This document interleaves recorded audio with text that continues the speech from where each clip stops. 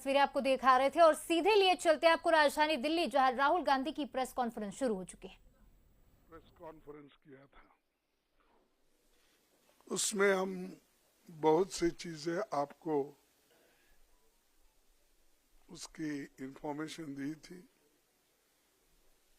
आज और एक मुद्दा हमारे पास हमारे सामने आया है, जो आज की सरकार, खासकर जो प्रधानमंत्री जी और हमारे होम मिनिस्टर बयान जो दे रहे हैं डॉक्टर बाबा साहब अम्बेडकर के बारे में, वो बहुत ही दुखदायक है और बगैर फैक्ट्स देखे बिना वो प्रेस कॉन्फ्रेंस करके भी कल बोले हैं।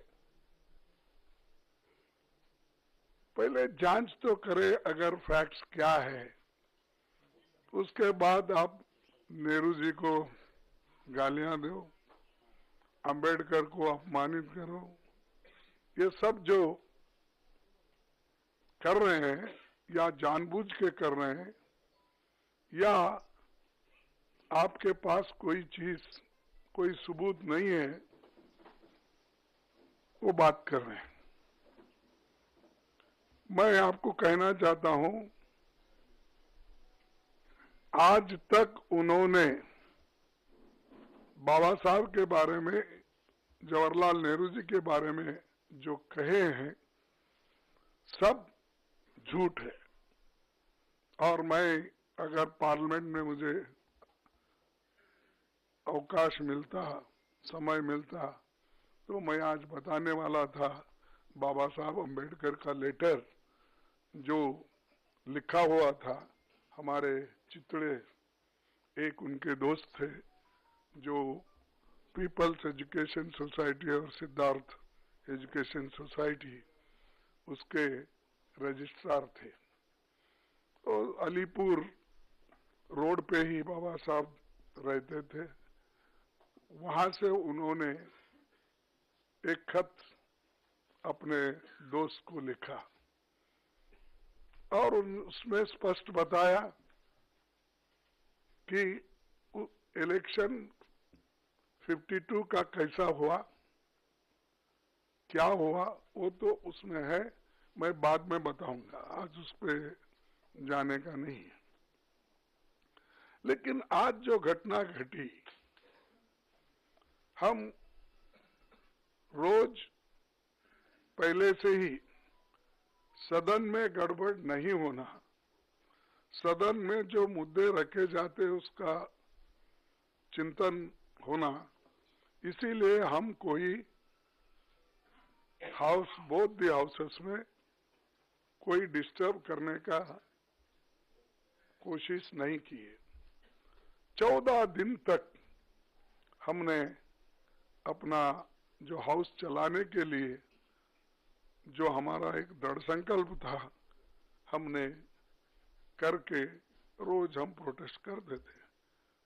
और रोज हमारे पास मेन मुद्दा था कि जो अदानी इस देश को लूट रहा है और उसको लूटने जो दे रहे हैं लोग, उनके ऊपर हमारा हमला था।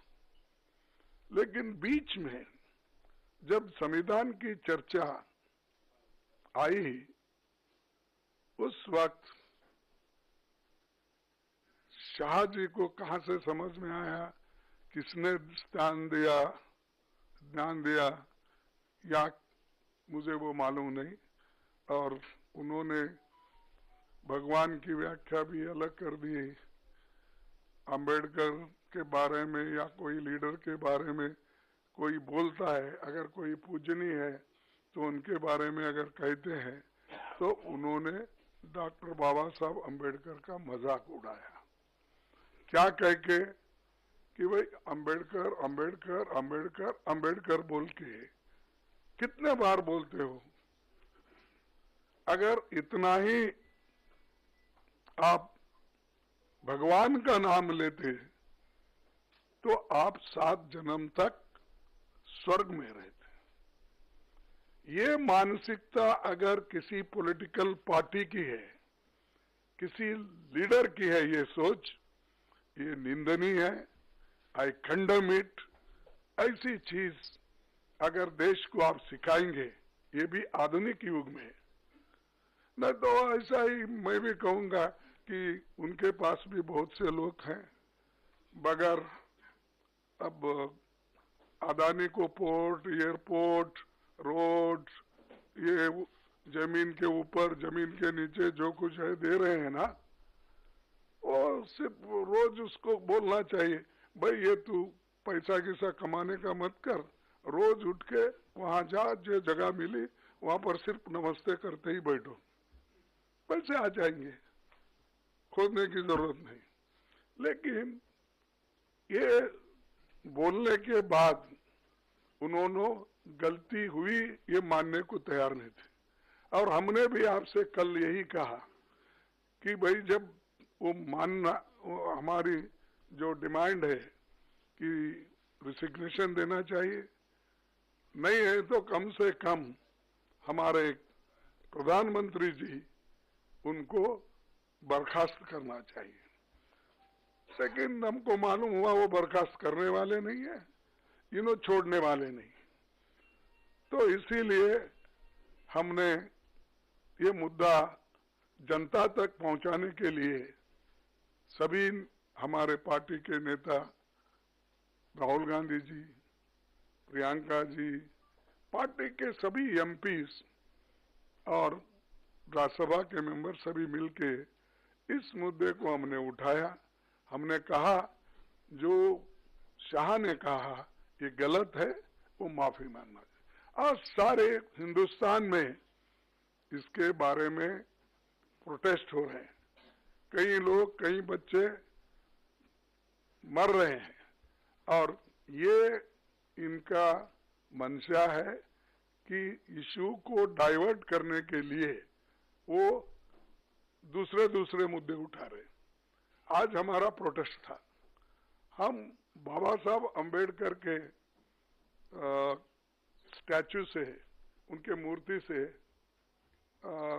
निकले और हम एक शांत तरीके से लाइन में हम आ रहे थे, लेकिन उनको क्या सूझा मुझे मालूम नहीं।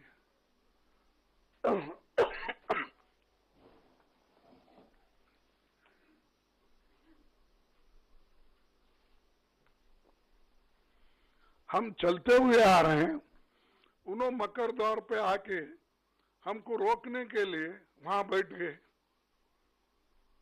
और हम पार्लियामेंट को टाइम भी खत्म हुआ था और 5 मिनट बाकी थी, इसलिए हम अंदर जाना चाहते थे, लेकिन उन्होंने दरवाजे पे रोका और ऐसा कि उन्होंने अपना मसल पावर दिखाने के लिए इतने सारे वहां पर उनके पुरुष एमपीज थे, पूछो मत। हमारे महिला हमारे साथ आ रहे थे, वो बहुत शांत तरीके से आ रहे थे, लेकिन उनको भी रोका गया।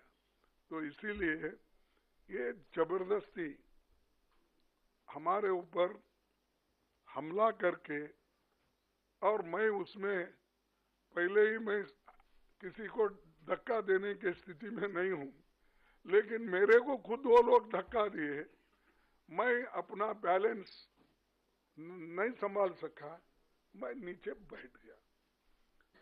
तो अब हमारे ऊपर इल्जाम भी लगा रहे कि हमने धक्का दिया, हमने उनको गिराया। अरे भाई, हमारे पास आवाज है, लेकिन वो थोड़ा पीटे धकेलने से हम ये नहीं हो सकते। इसीलिए हम कोशिश भी किए फिर उठ के उनको बोलने का, और प्रियंका गांधी जी ने जो लीड लिया इसमें, खास करके आज के मूवमेंट में, तो चलते आए वहां से, और ये लोग बैठे बैठे जगह हमारा मजाक उड़ा रहे, चिढ़ा रहे, और सिर्फ लेडीज मेंबर थे हमारे पास। उनके पास तो लेडीज मेंबर कोई नहीं थे, 2-3 कुछ दूर थे, लेकिन वो पुरुष ही सब कर रहे थे। तो ऐसा जो माहौल ये इन्होंने बीजेपी वाले बना के रखे हैं, तो हम कभी ये बर्दाश्त नहीं करेंगे। इसके खिलाफ पूरा देशव्यापी ये एक चळवळी हो जाएगा, ये जो मूवमेंट हो जाएगा। अब आपको भी देखने में आया होगा कि हर जगह मूवमेंट चल रहा है इनकी गलती की वजह से। जो शांति के साथ सदन चल रहा था, उसको, उस सदन को भंग, यानी शांति को भंग करने का काम इन्होंने, सरकार ने, बीजेपी की सरकार ने की। इसीलिए हम आज आपसे तो कल बहुत पूछे हो, वो बोले कि हमारे को पब्लिसिटी दो, हमारी रॉन्ग हो गई है। देखिए आप गए थे ना, तो हम तो ऐसा नहीं बोलेंगे, जो अच्छा है, जो न्यायपूर्ण है, उसको पब्लिसिटी दो।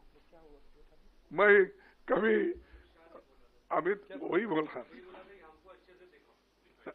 उन्होंने कहा था, नहीं उन्होंने कहा था, देखो खरगे जी ने तोड़ मरोड़ के ये पेश किया है, इसीलिए वो मेरे छवि को ये होता है, इसीलिए आप भाइयों तोड़ मरोड़ के मत दिखाओ मेरे को, मेरा जो